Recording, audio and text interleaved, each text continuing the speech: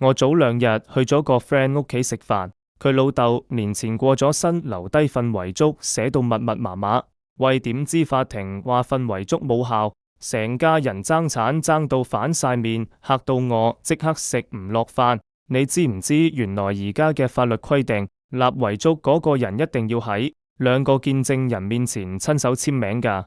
即係話如果你漏咗簽名或者得一個見證人，份遺囑隨時變廢紙，法庭唔會承認。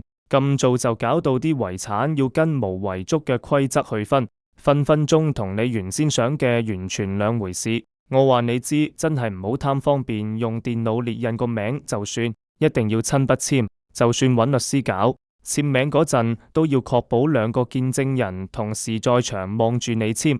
下次有長輩叫你幫手做見證人，記得睇清楚佢有冇親手簽名先好走啊！你話呢啲漏洞係咪好易中？